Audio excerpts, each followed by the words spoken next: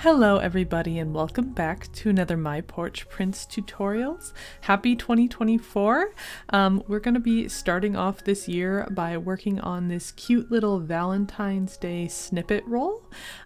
Make sure that you like and subscribe so you don't miss out on any of our videos.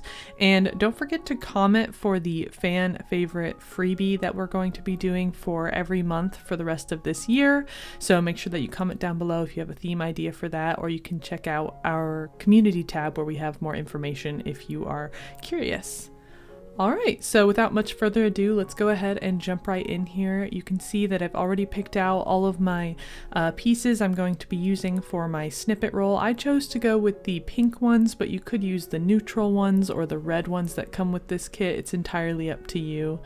Or you can mix and match, yeah, whatever you want to do. And I've gone ahead and laid out all of my little snippet pieces at the top, as well as laying one sort of aside to use for decorating later. And then I've also got these 3 strips that are going to make the base for the snippet roll. And I'm just going to be tearing the edges of each of these strips just like this to kind of give it a more distressed look. And once that is done, it should look something like this. And I've gone ahead and taken 2 of these and added some distress ink to them using the color Vintage Photo and Victorian Velvet. Again, this is entirely optional. I just wanted to make the pieces look a little bit more distressed and junky and like different from one another. We're kind of going for lots of layering today. So I'm just going to go ahead and lay these out like this. Now you could decorate them as 3 separate pieces, or you could overlap them like I'm doing, and how much you overlap is really up to you. I'm going to kind of overlap mine quite a bit because I'm trying to get the entire roll to fit in the video, screen, but you don't have to do it quite as much. It's entirely up to you. And I'm going to be putting these together using some FabriTac glue, which is a non-water-based glue, so it will keep the paper from wrinkling, which is really nice when you're working on projects like this. And I'm just going to go ahead and add some glue to the ends here and sort of just overlap them like so. Alright, and now we can go ahead and add these little sort of snippet squares that come with the kit here. And you can use them as is, or you can do what I'm going to do, which is I'm going to tear these sort of diagonally in half, just like this.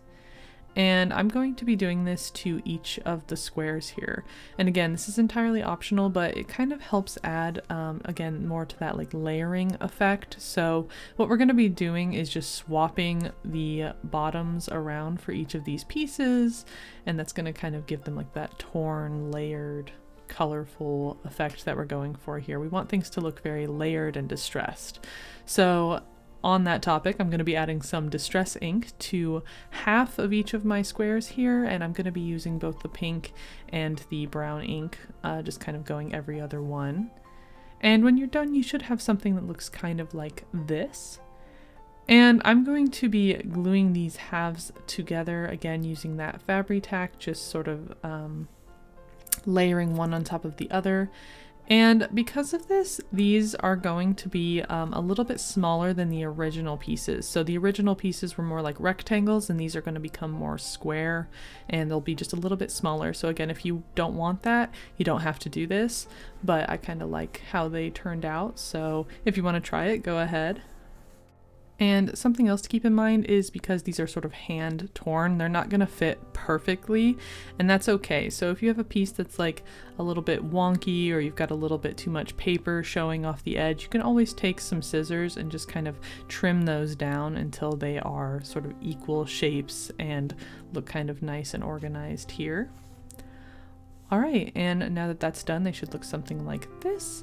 And I'm going to be adding some trim, like some ribbon, to the sides of each of these. And so I'm going to be using some of this like woven ribbon from Simplicity here.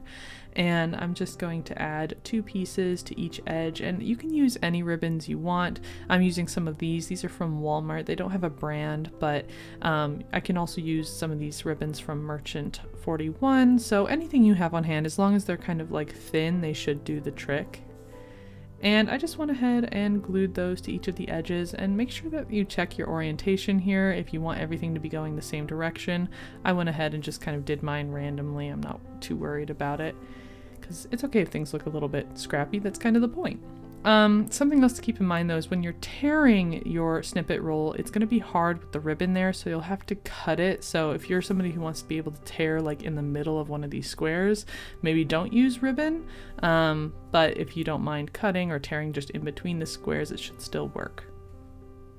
Now I'm going to be doing a little bit more decorating. I took that extra piece of paper I had laid aside, and I'm just sort of tearing it into random shapes and sort of putting it in between some of my squares, just kind of, you know, add again more layers, more decoration here.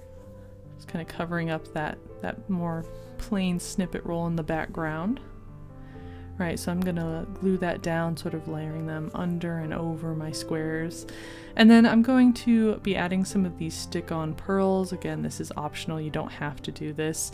I will try to have a link for this down in the description box though if you're interested. I think we just pulled these out of the craft aisle at Walmart. And I'm just going to be adding them, kind of following the natural lines on the snippet roll. Anywhere there's kind of like a seam or like a border, I'm just going to kind of add a couple of those stick-on pearls like so. All right.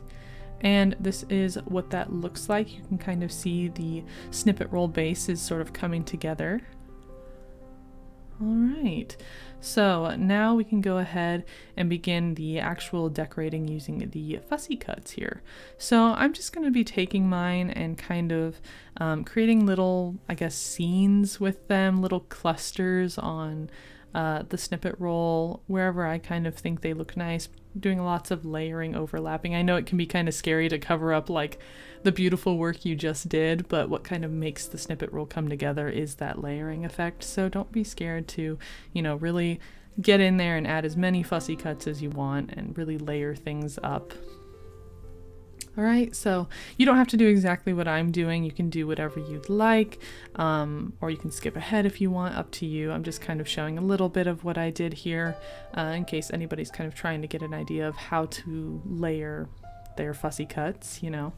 And again, a lot of this ended up changing as I went along. I would move things around even as I was gluing things down, so it's okay to change your mind too if you want. Alrighty, so just going ahead here, using some larger pieces in the back, smaller pieces in the front, kind of again sort of following the natural lines that I have. And I'm also going to be going in with some of these fabric bows I have, as well as some of these little buttons from my button jar. Again, just adding some texture and layers here, sort of finishing things up, seeing where I like them. And you know, you can use any pieces that you have on hand.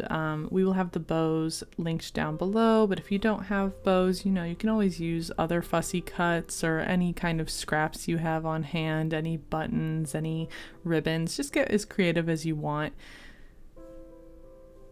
And then I'm also going to be taking a little bit of distress ink in that vintage photo color and just going over a couple pieces here and there so that they sort of stand out from one another, kind of adding to that layered effect.